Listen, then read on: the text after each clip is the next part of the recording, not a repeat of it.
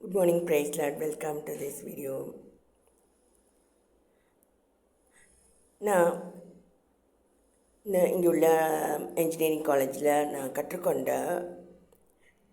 தினசரி வாழ்க்கை பாடம் வந்து டைம் மேனேஜ்மெண்ட். அது முன்னாடி நான் நிறைய வீடியோஸில் நான் சொல்லியிருக்கேன். ரெண்டாவது எனர்ஜி மேனேஜ்மெண்ட். இதெல்லாம் வந்து நம்மளே டேக் கேர் பண்ணிக்கிறதுக்கான ஒரு வாழ்க்கை பாடம் தான் இது. யூஸ்வலாக நான் அதாவது இந்த கல்லூரியில் நான் ஒரு 17 இயர்ஸ் அப்படி போல் நான் இருக்கும்போது பாடங்களை வந்து 11 o'clock வரைக்கும் இருந்து முடிச்சுட்டு தான் நான் தூங்குவேன். அப்படி இல்லைன்னா கூட மற்ற வேலைகள், துவைக்கிற வேலைகள், அது வந்து அதான் 11 o'clockங்கிறது வந்து எனக்கு கொஞ்ச காலம் அது வந்து சாதாரணமாக இருந்தது.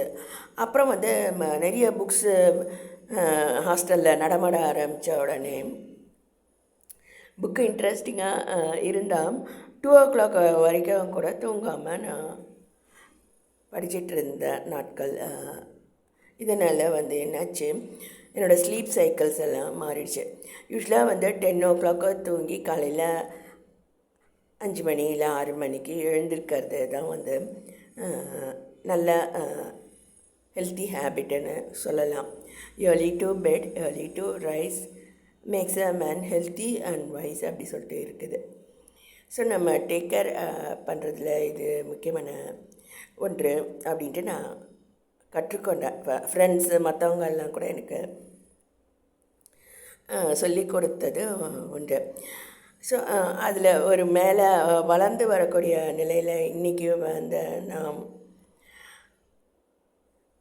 வெளியவே போகலை. ஒன்று வந்து தினசரி காஃபி பழக்கம் அதுமாரி நம்ம செய்யாமல் வேறு ஏதாவது லைம் ஜூஸ் அல்லது லைம் டீ அந்த மாதிரி நம்ம ட்ரை பண்ணலாம் அப்படின்ட்டு இன்றைக்கி நான் நினச்சிட்டேன்.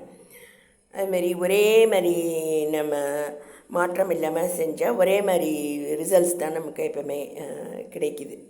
ஸோ இது என்னுடைய எனர்ஜி மேனேஜ்மெண்ட்டில் நான் கற்றுக்கொண்டது. ஆனால் நான் காலையிலேயே எழுந்து என்னுடைய அடுப்பை ஆன் பண்ணி நான் பணிகாரங்கள் செஞ்சேன், பாப்கார்ன் செஞ்சேன். அதுபோல் எனக்கும் சாப்பாடு கிடச்சிட்டு தான் இருக்குது. என்னை பிடிக்காதவங்க எதிரிகள் நிறைய பேர் இருக்காங்க.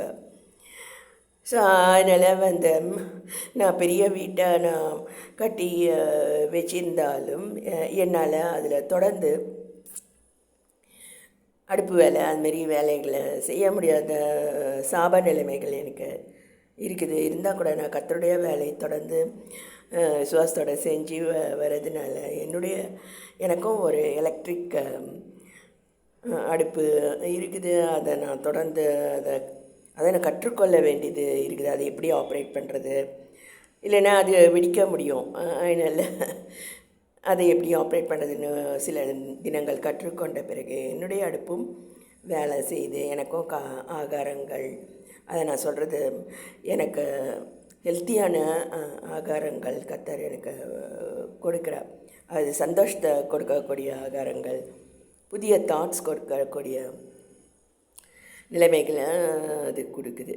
ஸோ இதுக்கெல்லாம் நான் கர்த்தருக்கு நன்றி.